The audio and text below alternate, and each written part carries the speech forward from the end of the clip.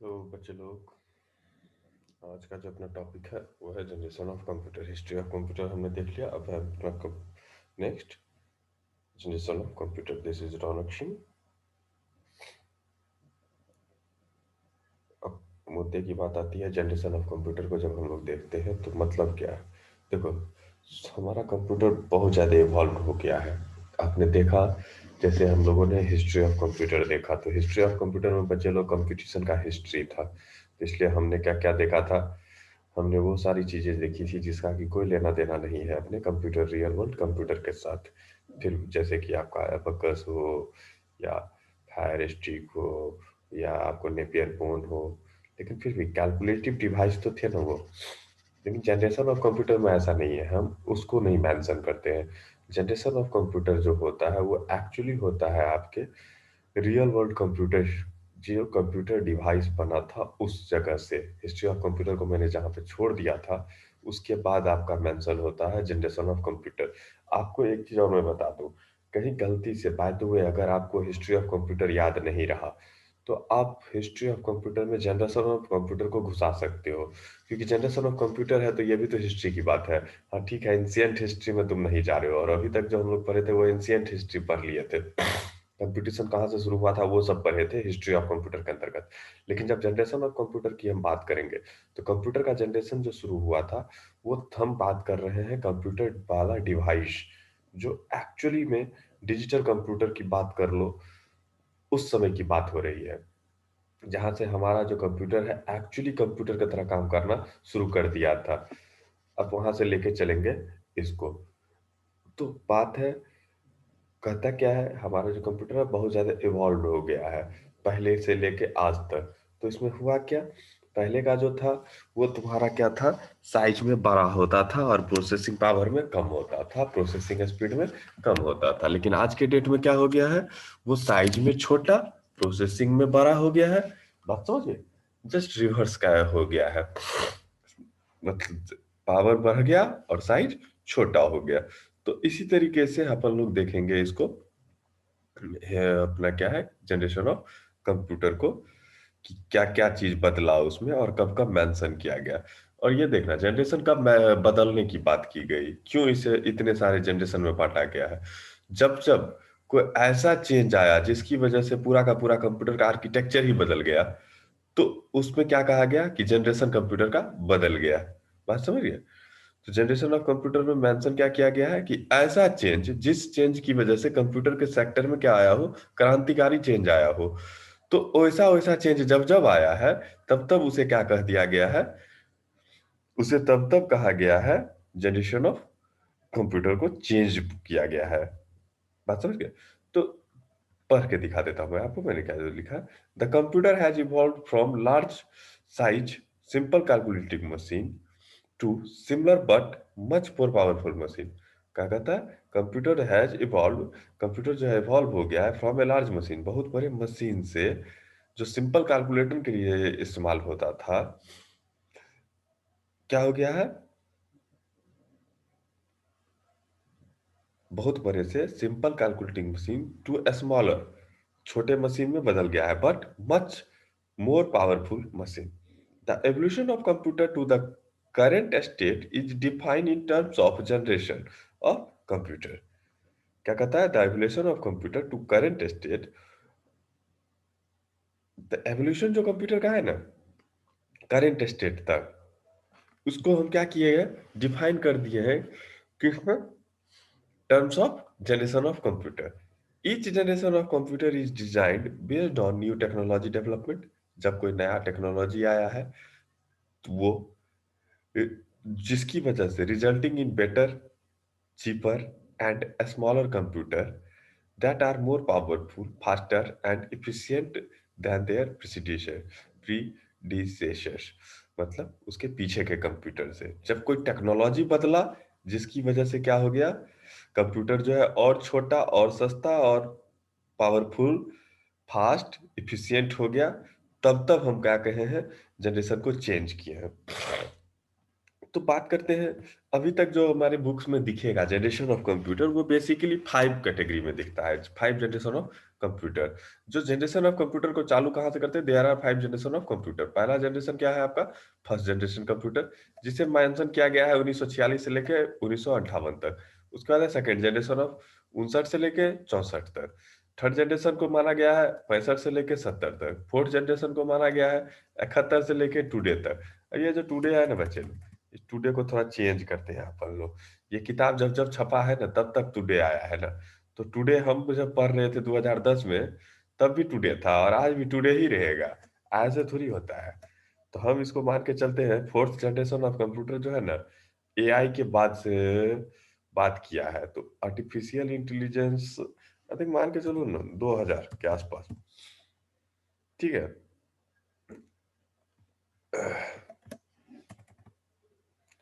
और fifth generation को मान लो 2000 के बाद से आया है।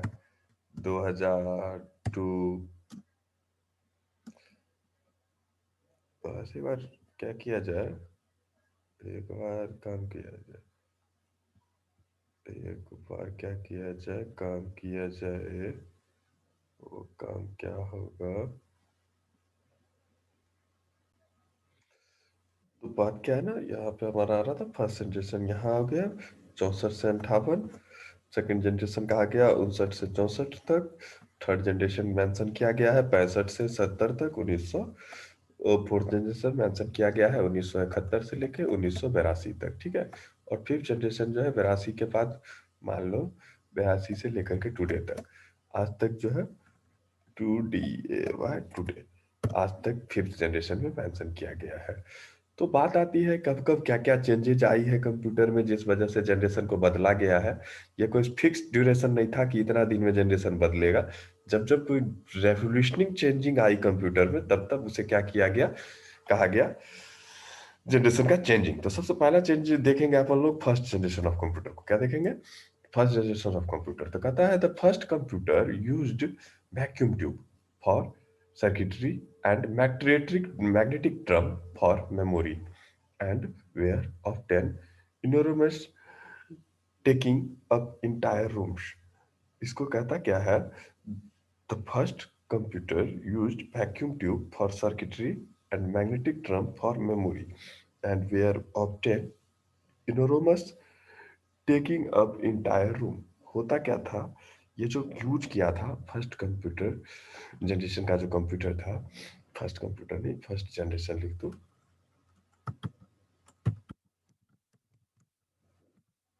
फर्स्ट जनरेशन कंप्यूटर जो है वो यूज किया था वैक्यूम ट्यूब का।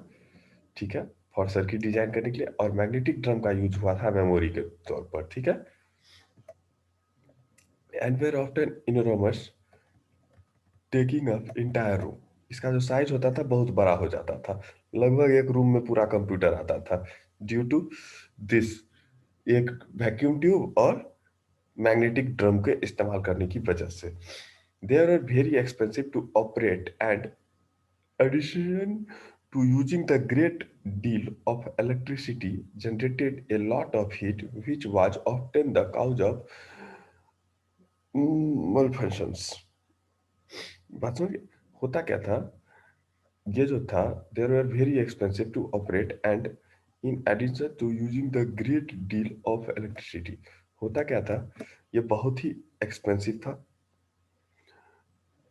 इलेक्ट्रिसिटी का बहुत ज्यादा इस्तेमाल करता था, generate a lot of heat, बहुत सारी गर्मियों का ये उत्सर्जन करता था, बहुत गर्म हो जाता था, जिस वजह से उसको सुपर कूल रूम में रखना पड़ता था, एसी रूम लगा करके, बिना एसी का नहीं चलता था। Which was often the cause of malfunction, जिसकी वजह से क्या है, इस कंप्यूटर का इस्तेमाल करना मुश्किल हो जाता था, क्योंकि गर्म हो जाता था तो गर्म होने पे काम नहीं करेगा। तो कब अगर आपको इसको गर्मी से बचाना है, तो इसको बहुत हाई पावर का क्या देना पड़ता था आपको, कूलिंग चैम्बर देना पड़ता था। बात समझ गए?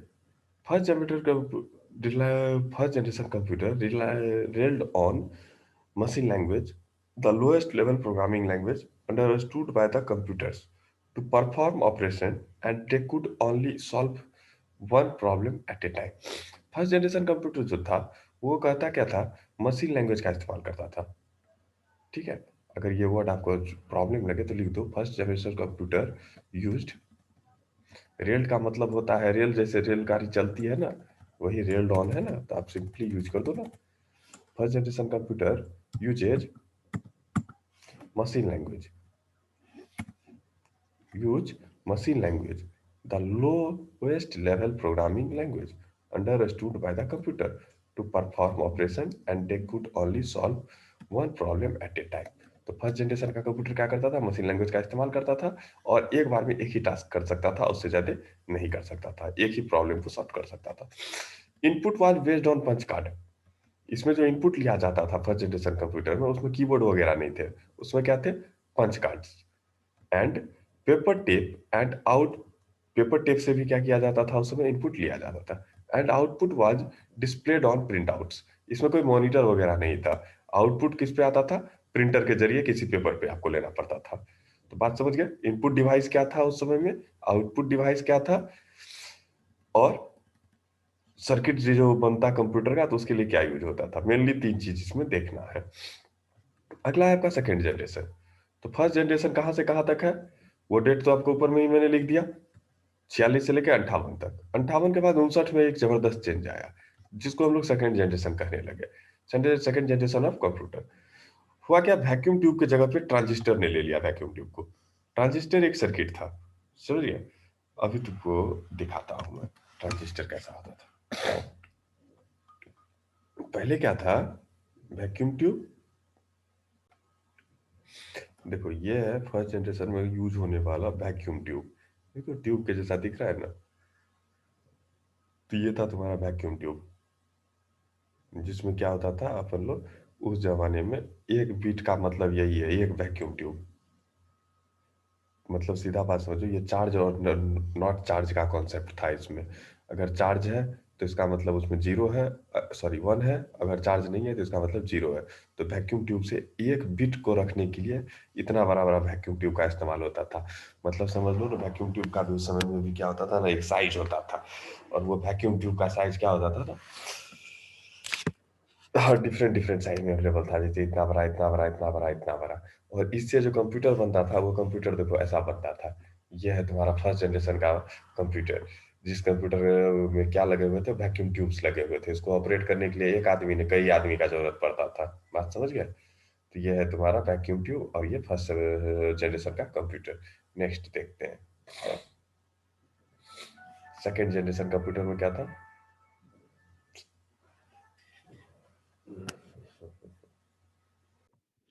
सेकेंड जनरेशन ऑफ कंप्यूटर क्या है, दूसरा मेरा second generation of computer.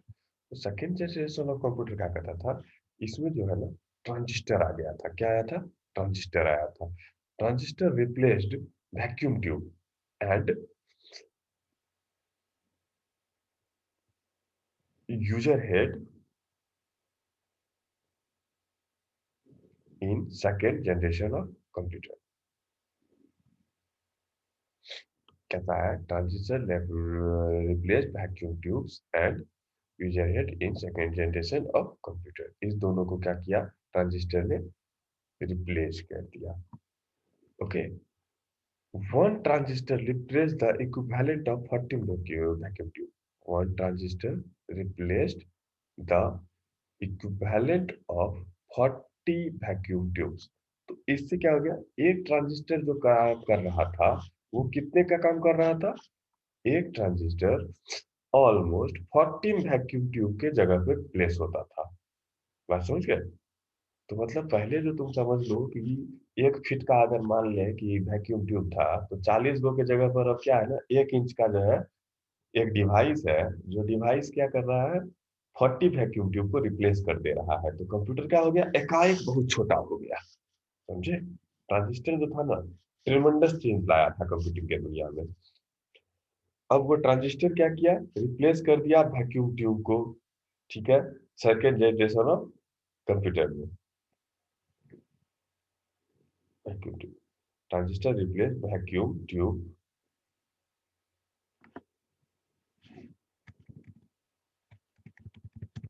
in second generation of computer. One transistor replaced the equivalent of 14 vacuum tube. 40 vacuum tube को ये क्या कर दिया, रिप्लेस कर दिया, तो साइज छोटा हो गया। allowing computer to become a smaller, faster, cheaper, more energy efficient and more reliable। तो अब क्या हो गया, वैक्यूम ट्यूब बहुत गर्म होता था, लेकिन उसके मुकाबले में ये बहुत कम हीट प्रोड्यूस करता था वैक्यूम ट्यूब के मुकाबले। साइज में तो तुम देख ही लिए कितना छोटा है, तो इससे हुआ क्या, कंप्यूटर फास्ट हो गया, सस्ता हो गया, मोर एनर्जी इफिशियंट हो गया एंड मोर रिलायबल हो गया।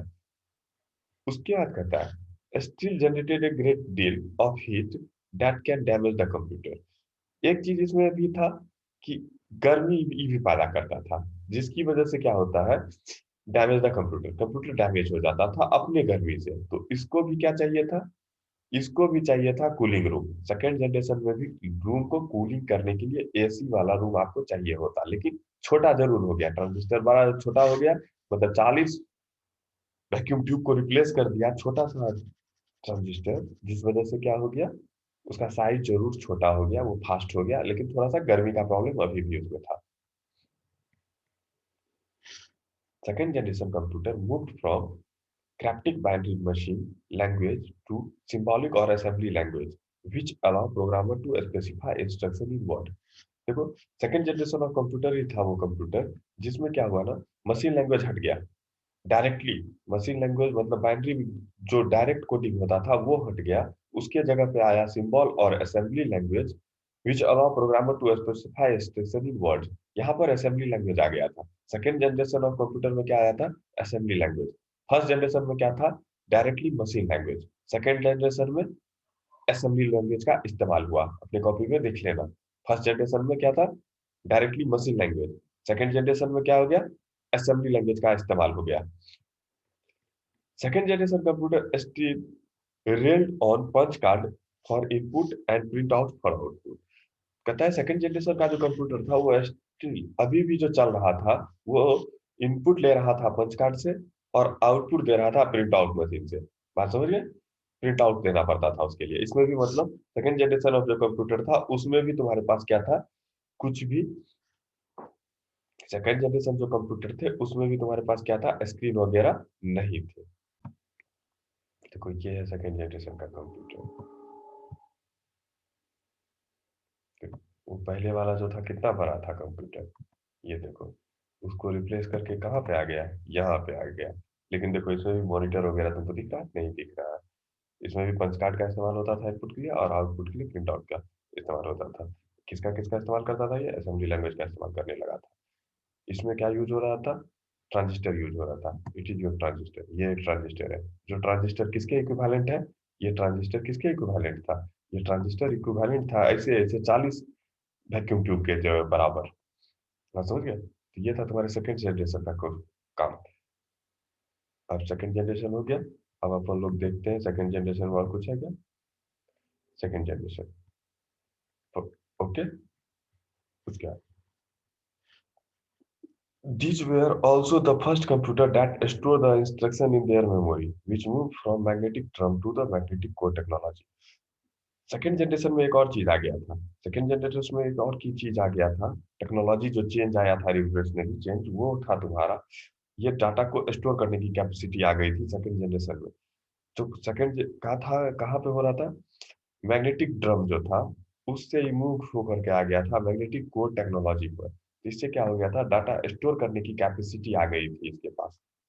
तो कहता है these were also the first computers that stored their instruction in their memory which moved from a magnetic drum to magnetic core technology।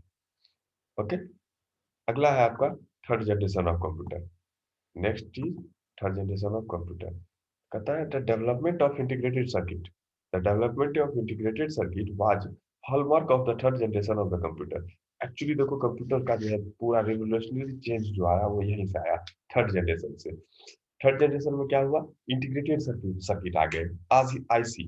Integrated circuit मतलब IC. किसको replace किया, ट्रांजिस्टर को replace कर दिया। तो कहता है transistor were miniaturized and placed on silicon chip।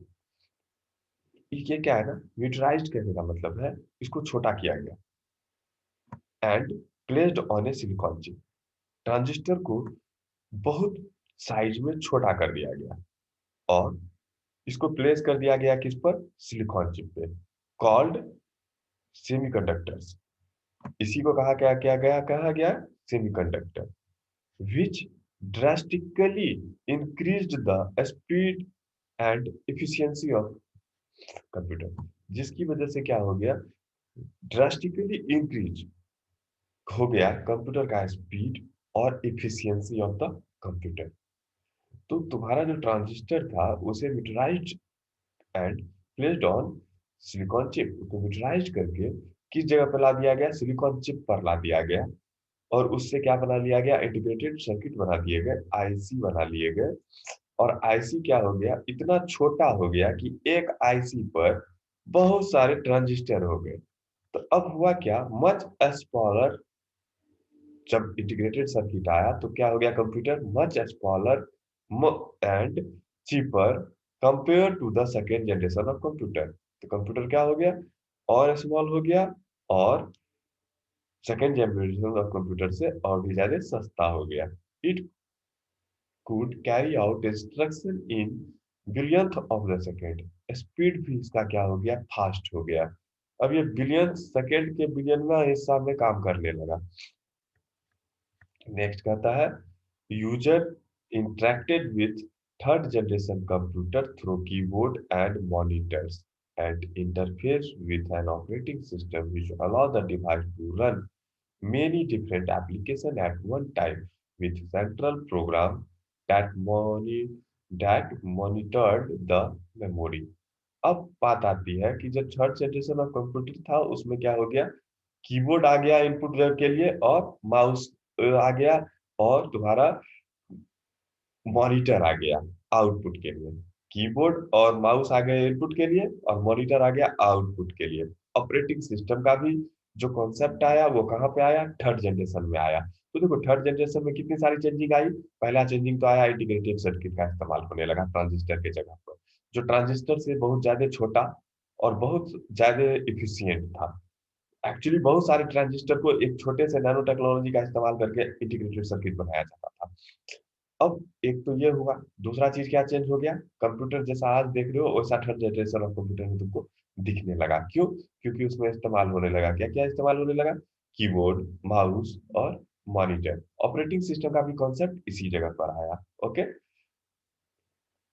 अगला कहता है, computer for the first time become accessible to the mass audience because they were small and cheaper than their predecessor। मतलब कहता है थर्ड जनरेशन में आने के बाद ही कंप्यूटर जो है एक आम आदमी के यूज के लायक बना, छोटा हुआ और सस्ता हुआ। तो थर्ड जनरेशन में इतनी सारी चीजें हुई। फोर्थ जनरेशन ऑफ कंप्यूटर कहता है, फोर्थ जनरेशन क्या किया, देखो इंटीग्रेटेड सर्किट आया थर्ड में, और फोर्थ में क्या आया, इंटीग्रेटेड सर्किट के जगह पर मैक्रो प्रोसेसर आ गए। क्या आ गए, मैक्रो प्रोसेसर। अब मैक्रो प्रोसेसर आए तो कैसे आए मैक्रो प्रोसेसर भाई, मैक्रो प्रोसेसर आए कैसे, मैक्रो प्रोसेसर क्या है तो देख लो, वो था आईसी।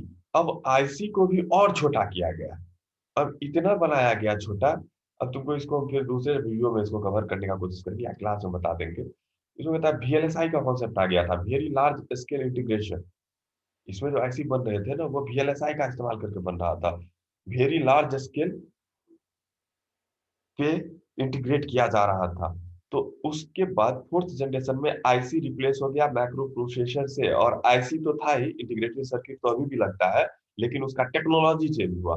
अब वो हो गया तुमको वीएलएसआई, यूएलएसआई, अब उससे भी और आगे जा रहा है। तो कहता है फोर्थ जनरेशन में the microprocessor brought to fourth generation of computer as thousands of the integrated circuit were built to onto a single silicon chip। The microprocessor brought the fourth generation of computer। कहता है macro processor जो है computer को fourth generation of computer में लेके आया, as thousands of integrated circuit were built onto a single silicon chip. यहाँ पर क्या हो गया, बहुत सारे हजारों माइक्रो प्रोसेसर को, सॉरी आईसी को एक चिप पे लाया गया, that is called microprocessor. as these small computer become more powerful, they could be linked together to form network which eventually led to the development of the internet. अब इसकी वजह से अब कंप्यूटर का भी जो है इस्तेमाल हुआ। अब बहुत सारे small computer become more powerful, बहुत सारे कंप्यूटर आ गए। अब दोनों एक दूसरे से कनेक्ट होने लगे, नेटवर्क का कॉन्सेप्ट आया है। उसके बाद इंटरनेट का कॉन्सेप्ट आया है, सब का सब आया है किसमें? फोर्थ जनरेशन के समय में। क्यों भैया? माइक्रो प्रोसेसर आ गया। क्यों आ गया? वीएलएसआई का इस्तेमाल करके बना, वेरी लार्ज स्केल इंस्टीट्यूशन का इस्तेमाल करके फोर्थ जनरेशन बनाया गया। Fourth generation computer also saw the development of GUI. इसी समय में ग्राफिकल यूजर इंटरफेस भी आ गया। ग्राफिकल यूजर इंटरफेस जैसे आज के जमाने में हम लोग जो देख रहे हो, ये सब है ग्राफिकल यूजर इंटरफेस। देख रहे हो ना? जैसे होम, इंसर्ट, या ये आइकॉन्स। तो ये ग्राफिकल यूजर इंटरफेस भी जो सबसे पहला किस जनरेशन में आया? तो फोर्थ जनरेशन ऑफ कंप्यूटर में आया। Fourth generation of computer also saw the development of GUI, the mouse and handheld device. Handheld device मैंने आपको पढ़ा ही दिया, कौन सा कंप्यूटर आ गया था। हैंडहेल्ड मतलब ऐसा ऐसा कंप्यूटर बनने लगा जो कि हाथ में पकड़ने जाने लगे। तो ये सारे की सारी चीजें किसमें हुई? फोर्थ जनरेशन ऑफ कंप्यूटर में हुई। बात समझ गए? नेक्स्ट है आपका the fifth generation of computer. तो फिफ्थ जनरेशन ऑफ कंप्यूटर कहा गया है 1982 के बाद। तो 1982 के बाद जो है ना, टेक्नोलॉजी टेक्नोलॉजी में तो अभी भी कोई चेंजिंग आया नहीं है। Fifth generation of computer actually जो है कोई टेक्नोलॉजी मतलब हार्डवेयर लेवल पे कोई चेंज नहीं आया है। हार्डवेयर जो है तुम्हारा वही है, माइक्रो प्रोसेसर ही है। उससे ज्यादा अपग्रेड अभी तक कुछ नहीं हुआ है फिफ्थ जनरेशन में। ठीक है, सिक्स जनरेशन में भी हो जाए। सिक्स जनरेशन अभी उस पर काम चल रहा है। पता है, क्वांटम कंप्यूटर, तुम नाम सुने होगे या यूट्यूब करो। आज के डेट में कंप्यूटर को जो है ना चेंज करने की कोशिश की जा रही है, पूरा कंप्यूटेशन प्रोसेस क्वांटम फिजिक्स के आधार पे अपने कंप्यूटर को बनाने की कोशिश की जा रही है। और यकीन मानो जिस दिन वो बन गया वो सिक्स जनरेशन होगा, और वो जिस दिन बन गया ना, उस दिन पूरा दुनिया बदल जाएगा। क्योंकि क्वांटम जो है ना, वो बहुत छोटा और बहुत फास्ट टेक्नोलॉजी है भैया। ऐसा तो हम लोग सिर्फ यूट्यूब पे देख पाते हैं, यानी तो डिस्कवरी चैनल पे एक दिन उस पे एक डॉक्यूमेंट्री आ रहा था तब देखा था मैंने। तो इसलिए सिक्स जनरेशन ऑफ कंप्यूटर जो होगा ना, वो तुम्हारा क्वांटम फिजिक्स पे बनेगा और क्वांटम टेक्नोलॉजी का इस्तेमाल करके बनेगा। तो अभी तक सिक्स आया नहीं है। हम लोग जब पढ़े थे तब भी फिफ्थ ही पढ़ रहे थे। तो फिफ्थ जनरेशन अभी भी टुडे में भी अटका हुआ है। तो कहता है फिफ्थ जनरेशन में क्या क्या आया? Based on artificial intelligence. Fifth generation में जो तुमको नया चीज आया था वो था एआई, मतलब आर्टिफिशियल इंटेलिजेंस। इस समय में कंप्यूटर में आर्टिफिशियल इंटेलिजेंस मतलब सॉफ्टवेयर अब जो है अपग्रेड हो रहा था। अब ये जो है स्टिल इन डेवलपमेंट, ये अभी भी क्या है? डेवलपमेंट में है। The use of parallel processing and superconductors is helping to make artificial intelligence in reality. Artificial intelligence को रियलिटी में लाने की कोशिश की जा रही है अपने फिफ्थ जनरेशन में। Though the goal is to develop device that respond to natural language input are capable of learning and self organization। कोशिश की जा रही है कि हम नेचुरल लैंग्वेज से भी क्या करें, कंप्यूटर से इंटरेक्ट कर सके, जैसे हम बोले और वो इंटरेक्ट कर सके। जैसे कि आपका वॉइस कमांड, गूगल असिस्टेंट जो है ना, गूगल असिस्टेंट आज के डेट में क्या कहते कहते हो तुम और वो कुछ कर देता है। तो वो क्या है? Voice recognition system. कंप्यूटर तुम्हारी भाषा को भी समझना शुरू कर दिया है। ये है तुम्हारा आर्टिफिशियल इंटेलिजेंस। अब आर्टिफिशियल इंटेलिजेंस सिर्फ एक सॉफ्टवेयर का प्रारूप है। रोबोटिक्स, इसमें क्या सब है? रोबोटिक्स। बहुत सारे रोबोट जो है बन गए हैं, बन रहे हैं या बन चुके हैं, जो आज के बजट में बहुत कुछ कर रहा है। तो आर्टिफिशियल इंटेलिजेंस जो है फिफ्थ जनरेशन में डाला गया है। हार्डवेयर इस जनरेशन में कोई नया इम्प्लीमेंट नहीं हुआ है, टेक्नोलॉजी में कोई हार्डवेयर का चेंजिंग नहीं आया है। और आज तक की दुनिया जो गाई गई है वो क्या है ना, 1980 82 के पास से लेके अभी तक जितना कंप्यूटर का दुनिया है, सब के सब किसमें मेंशन किए गए हैं? फिफ्थ जनरेशन ऑफ कंप्यूटर में मेंशन किए गए हैं। It is all about your generation of computer.